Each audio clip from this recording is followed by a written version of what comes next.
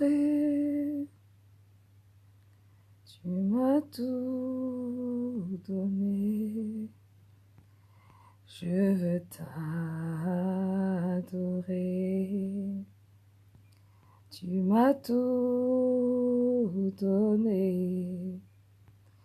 Je veux t'adorer. Tu m'as tout donné. Je veux t'adorer. Bonjour, bonjour tout le monde. Soyez bénis. Bonjour Stéphanie. Bonjour Marc Poulos. Bonjour Nadia. Bonjour, bonjour. Bonjour Stéphie. Bonjour, soyez bénis.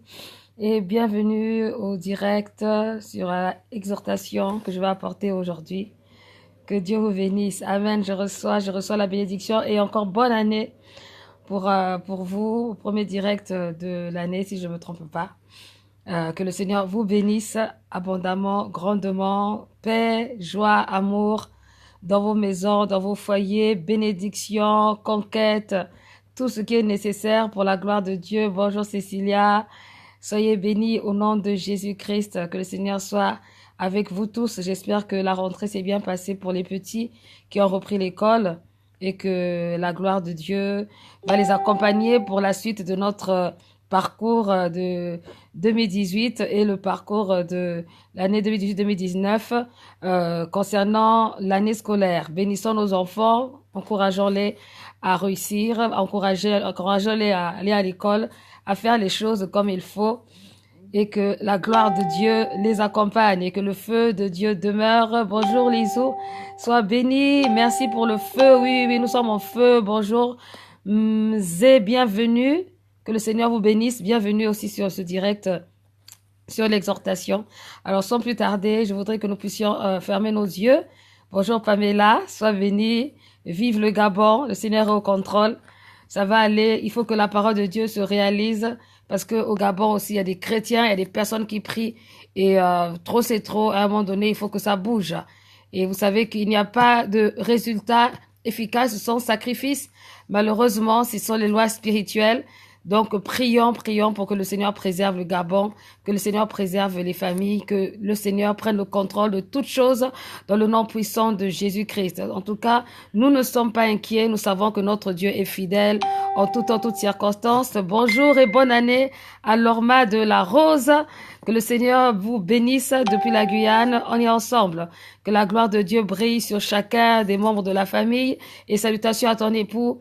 Que Dieu vous bénisse grandement. Voilà, c'est l'année de la conquête. Voilà, l'année de tant. Le tant, c'était l'année de la conquête.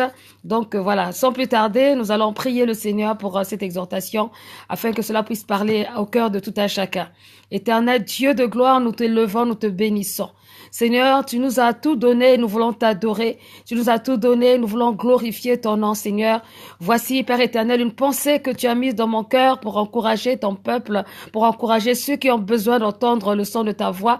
Un son prophétique, Père éternel.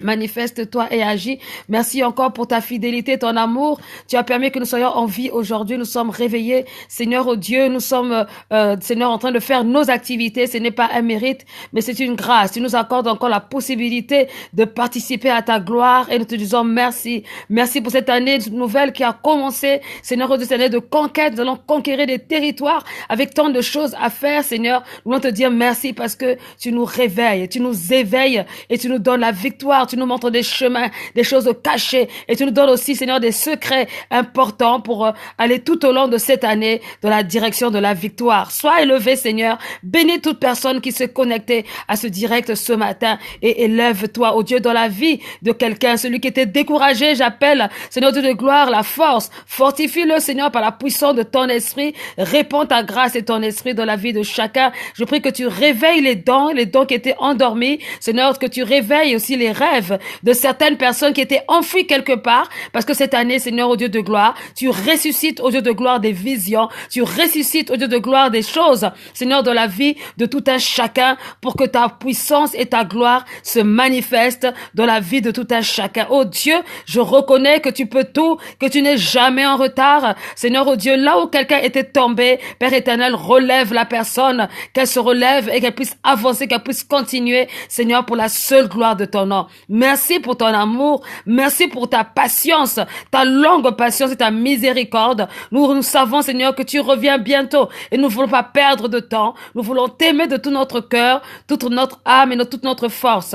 Dirige-nous, Seigneur, conduis-nous, rends-nous passionnés, Seigneur, de ta parole, de ton esprit, de comprendre les mystères cachés, ce qui est révélé dans ta parole. Oh Dieu, inspire chacun de tes enfants dans chaque domaine afin que la conquête, Seigneur, soit puissante, soit merveilleuse et soit glorieuse. Seigneur, en ton nom, Éternel des armées, je viens renverser tout tueur de destinée, Seigneur, tout au milieu de tes enfants, tout tueur de destinée, et je déclare, Seigneur, oh Dieu, que tu fais de tes enfants des tueurs de géants. Au nom de Jésus-Christ, merci Seigneur pour ce que tu es, pour ce que tu fais, dans le nom de Jésus-Christ. Amen. Amen, amen. Gloire à Dieu. Bonjour, bonjour Jean-Fernand Fayard. Que le Seigneur vous bénisse. Alors, ce matin, le Seigneur a mis dans mon cœur, pour cette première exhortation 2019, Philippiens 2, au verset 5. Depuis un moment, il y a une pensée, alors je crois qu'il y a un problème de lumière, faut que voilà, par là. Il y a une pensée qui vient dans mon cœur, qui est très importante, c'est, en fait, nous réalisons le fruit de nos pensées. Nous faisons ce que nous pensons.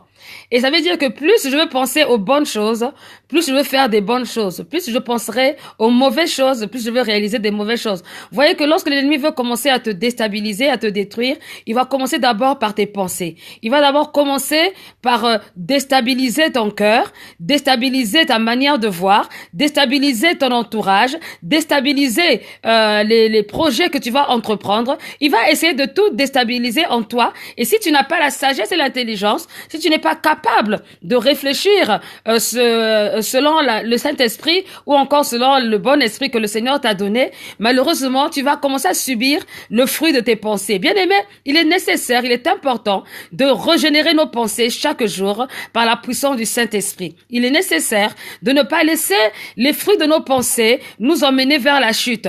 Parce que ce que tu penses, c'est ce qui va t'arriver. Bien-aimé, si tu penses que tu vas devenir un président, si tu penses que tu vas devenir quelqu'un d'important, quelqu'un de puissant, quelqu'un de merveilleux, ben, sache que si tu mets tout en œuvre par rapport à cela qui est dans le plan de Dieu, ça va arriver. Mais si tu penses aux mauvaises choses, si tu penses que tu vas mourir demain, si tu penses que tu vas être malade, si tu penses que tu vas échouer, ben, franchement, il y a personne qui va te dire le contraire. Et malheureusement, ton attitude va être l'attitude d'une personne qui va échouer, l'attitude d'une personne qui va mourir, l'attitude d'une personne qui va subir. Et ça, ce n'est pas la volonté de Dieu. La Bible dit qu'on doit être transformé par le renouvellement de notre intelligence dans Romains 12 au verset 2. D'ailleurs, je suis en train d'encourager quelqu'un ce matin à prendre la décision, à retenir les versets bibliques par cœur, parce que si tu retiens les versets bibliques par cœur, ça va influencer tes pensées et tu vas commencer à agir selon le consentement de la parole de Dieu. Et quand l'ennemi viendra mettre des mauvaises pensées dans ton cœur, tu vas te souvenir de la parole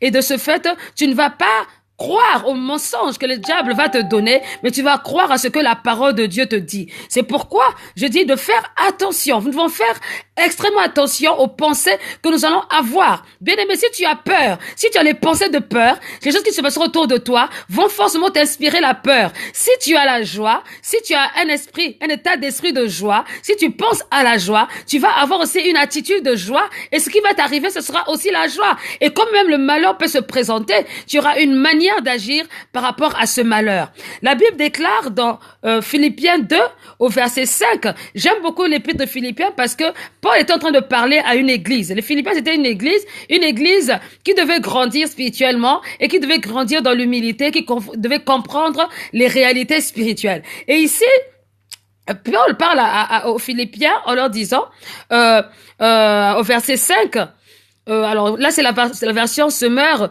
que je n'aime pas trop, mais ici ils disent tendez à vivre ainsi entre vous, car c'est ainsi que convient. C'est ainsi ce qui convient quand on est uni à Jésus-Christ. Mais dans la version de Seconde, c'est écrit ayez les mêmes sentiments, les mêmes pensées qui étaient en Jésus-Christ.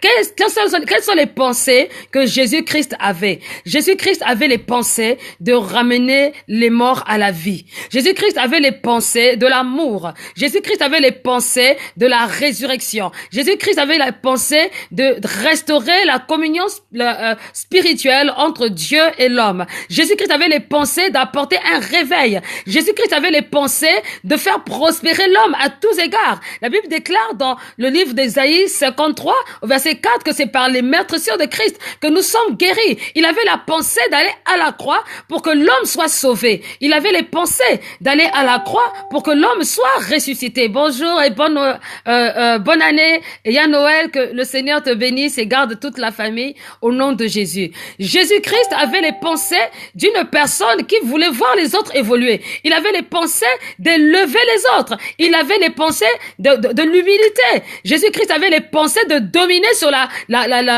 sorcellerie, la franc-maçonnerie, dominer sur tout ce qui voudrait détruire ou déstabiliser l'être humain. Jésus-Christ avait les bonnes pensées. Et la Bible dit que si nous sommes en Jésus-Christ, nous devons avoir les pensées qui étaient en Jésus-Christ.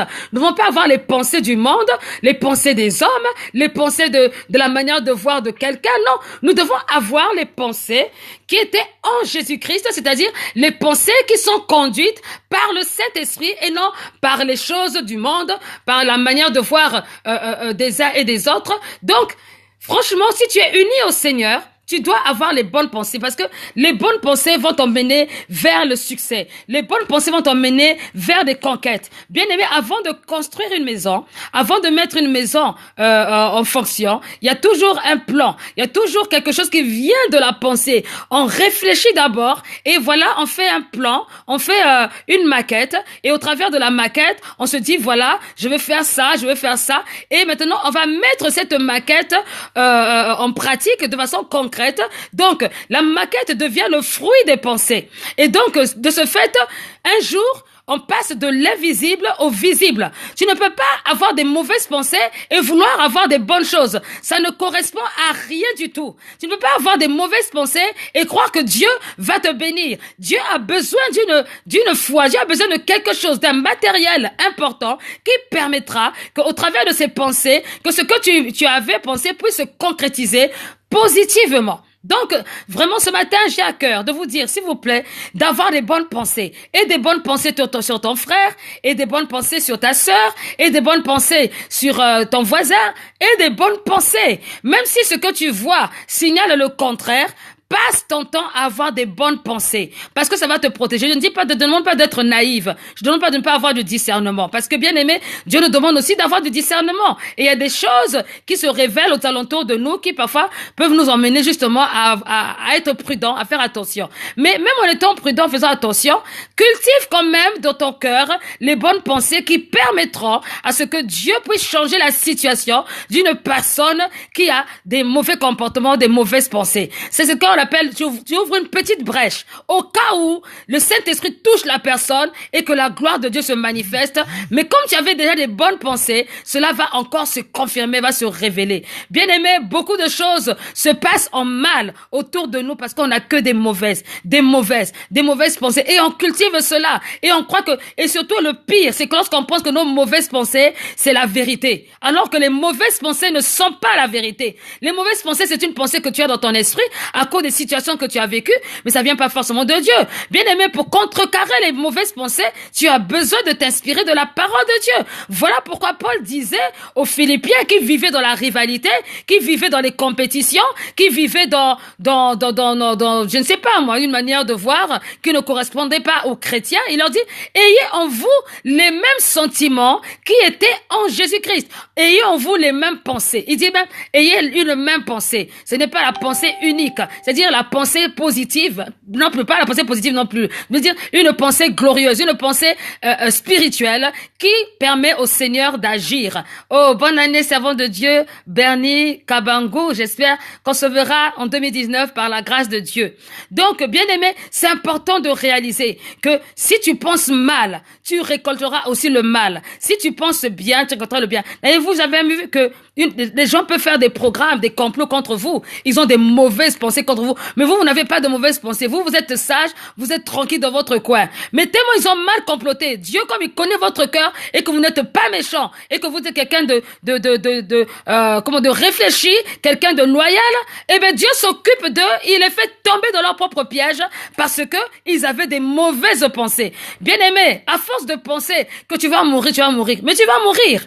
À force de penser que tu vas tomber. Mais tu vas tomber, c'est ce qu'il dit. Ce que tu penses, c'est ce qui arrive. Il faut faire extrêmement attention. Il y a des choses qu'il ne faut plus dire. Il y a des choses qu'il ne faut pas penser. Pense que tu vas conquérir des territoires au nom de Jésus. Pense que tu vas avoir la victoire au nom de Jésus. Pense que tu seras un instrument de réconciliation au nom de Jésus. Pense que tu vas réussir ton année 2019 au nom de Jésus. Pense que, quand tu vas penser toutes ces bonnes choses, tu mettras aussi tout en œuvre pour que cela se concrétise, se réalise. Et comme le Seigneur ne dort pas, comme il est réveillé, comme il connaît toutes choses, il va permettre que tes chemins s'ouvrent alors que tu vas pas t'y attendre et tu vas voir la gloire de Dieu. Ayons des bonnes pensées. Ne vous dites pas toujours, c'est trop dur, non, la personne là, non, ceci. C'est une perte de temps.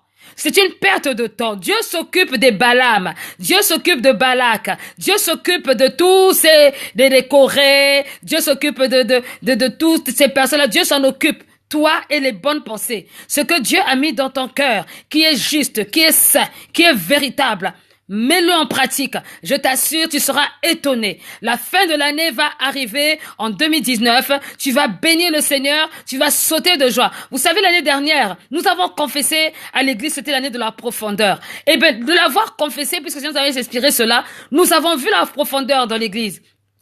Nous avons vu des choses. Vraiment, il y a eu tellement de choses qui sont passées à l'église que je n'arrive même pas à m'en rappeler. Il y en avait beaucoup. Il y en a eu beaucoup, aussi bien de façon personnelle que dans les vies des personnes qui m'entourent. J'ai vu combien le Seigneur s'est manifesté. Mais ça s'est pas manifesté facilement. Il y a eu des attaques. Il y a eu des problèmes. Il y a eu des trahisons. Il y a eu des guerres. Je sais pas, il y a eu tellement de choses aussi négatives que mes yeux ne sont pas restés sur les choses négatives. J'ai vu la gloire de Dieu. J'ai vu combien est-ce que Dieu peut changer ta vie en un mois. En un mois, Dieu peut te passer de l'inconnu au connu. En un mois, Dieu peut te passer de pauvre à riche. En un mois, Dieu peut te passer de illettré à lettré. Je ne sais pas. Dieu est capable. Mais tout dépend de la manière dont tu penses.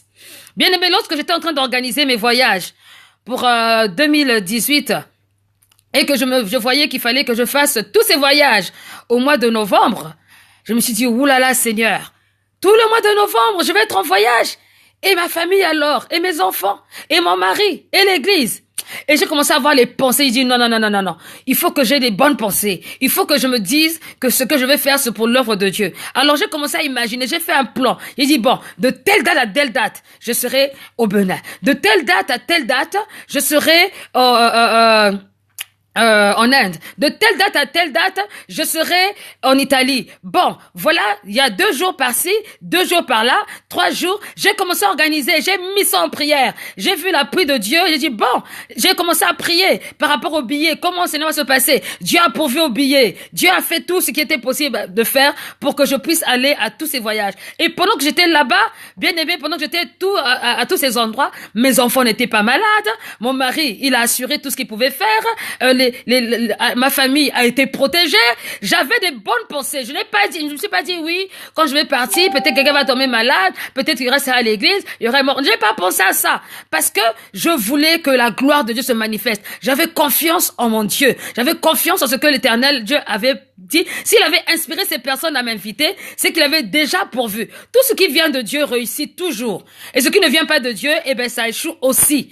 Donc, Ayez les mêmes pensées qu'étaient en Jésus-Christ. Ayez les pensées du succès. Ayez les pensées de la réussite. Ayez des pensées de la multiplication. Ayez des pensées du discipulat. Ayez des pensées de l'amour de Dieu. Ayez les pensées d'être saint. Ayez les pensées de glorifier l'Éternel. Ayez les pensées d'encourager. Ayez des bonnes pensées. Les pensées qui étaient en Jésus-Christ. Je répète que Jésus-Christ, il avait quelles pensées? Il avait les pensées du réveil. Il avait les pensées de guérison. Il avait des pensées de sacrifice. Il avait les pensées d'amour. Il avait des pensées de vérité. Il avait des pensées de justice. Et c'est toutes ces choses-là que Jésus nous a appris quand il était sur la terre.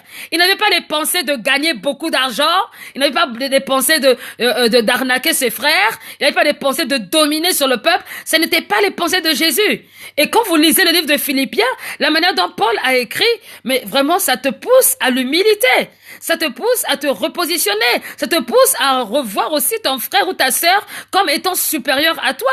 Bien-aimé, n'écoutez pas tout ce que vous entendez à gauche et à droite avec tout le mouvement de sponsorisation, de coach qui existe. Faites attention. Il y a des choses qui sont purement mondaines, qui n'ont rien à voir avec le monde de Jésus, qui peuvent être spirituels, mais qui ne sont pas du monde de Jésus et qui sont en train de détruire vraiment la foi et la vie chrétienne. Faites attention.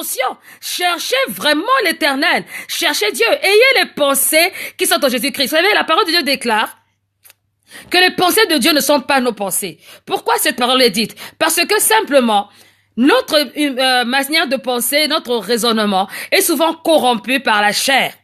Elle est souvent corrompue par la chair. Vraiment, il y a un verset qui m'a beaucoup touché dans la parole. C'est dans Ésaïe 55. On va le trouver.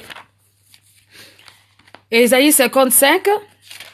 55 ou 56, que je me rappelle.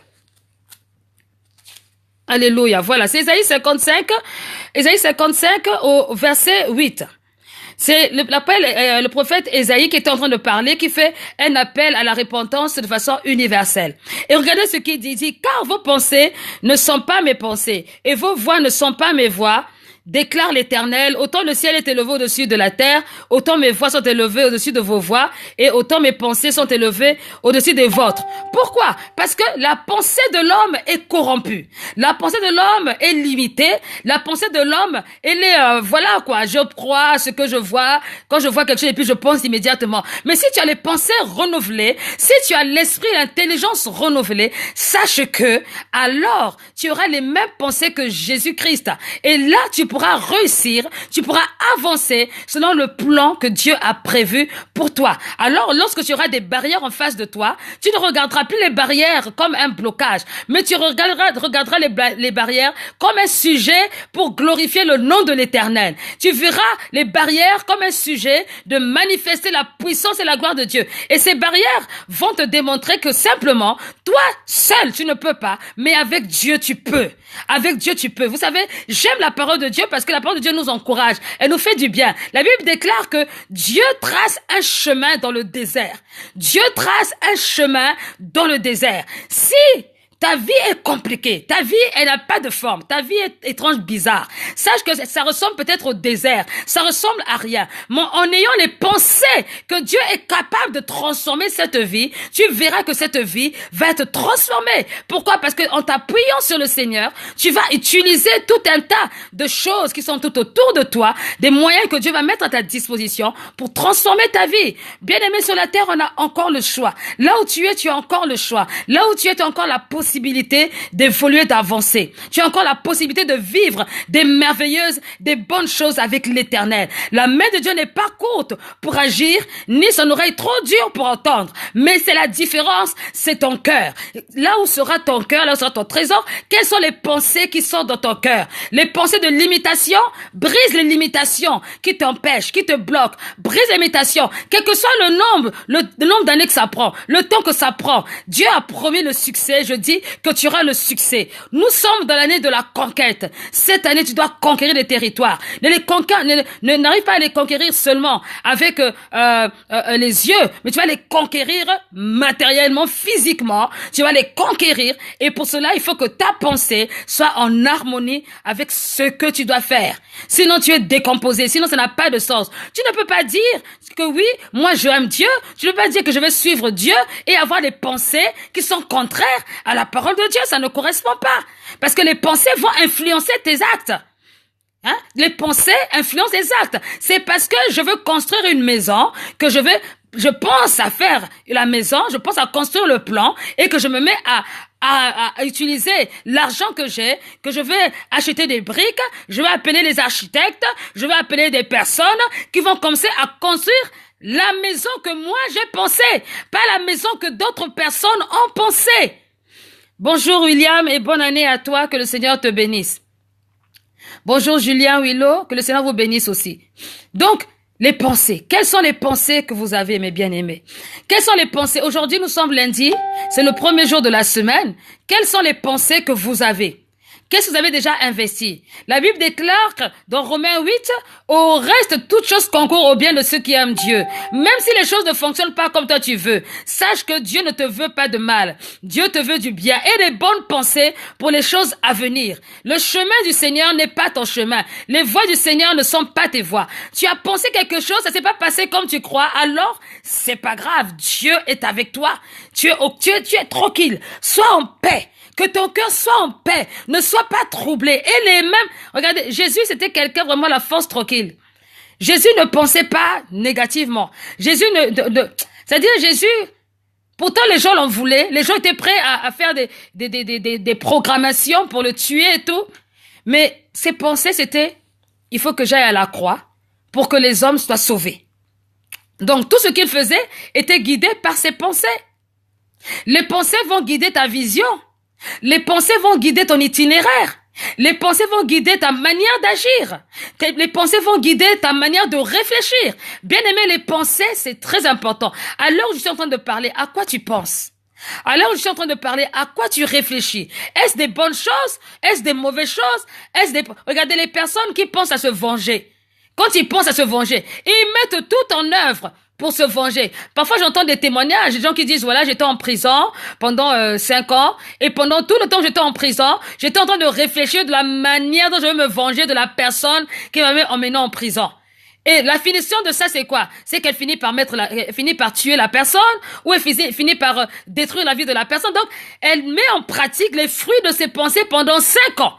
Maintenant, imaginons si la personne est en train de réfléchir à comment est-ce que elle va pardonner à la personne. En sortant de sa cellule de prison, elle allait finir par pardonner à la personne. Nous devenons ce que nous pensons. Faisons attention. Cette année va passer vite. Elle va passer très très vite. Je parle de façon prophétique. Ne perds pas ton temps. Sois connecté.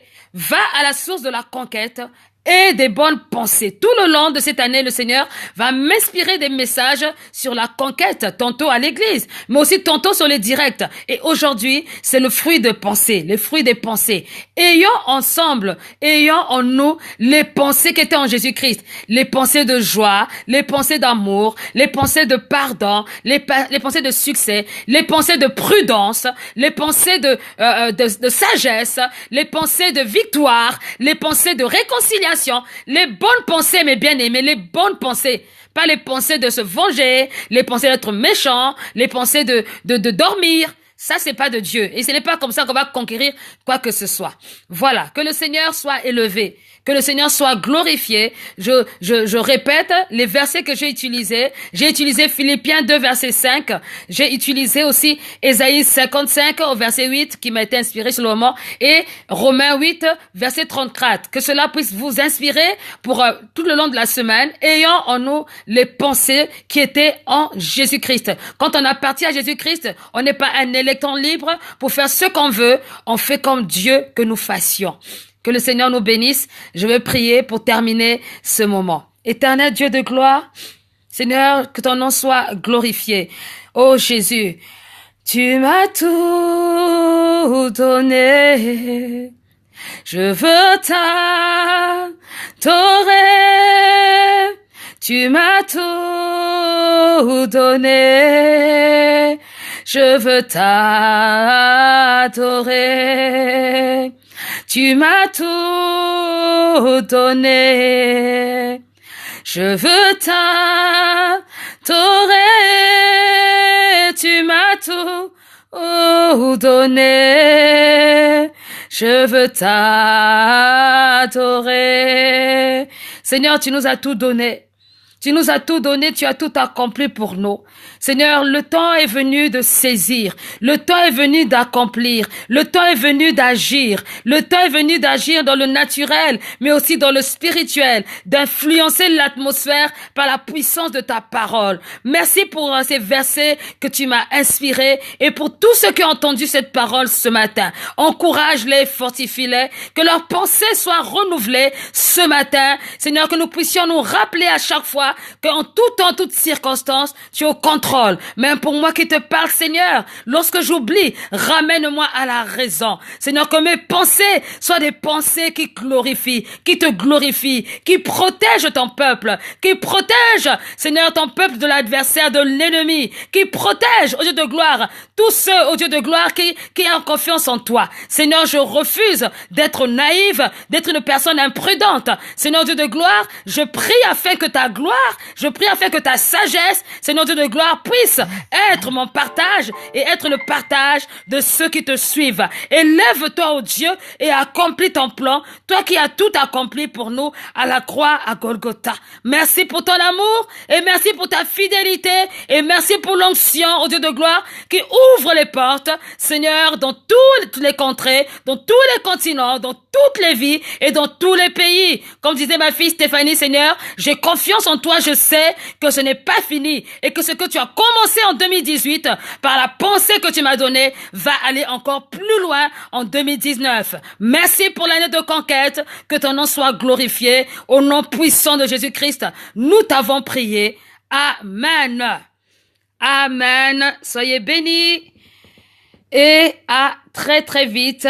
Très très belle semaine à chacun d'entre vous et on se retrouve à l'église pour certains. Au revoir.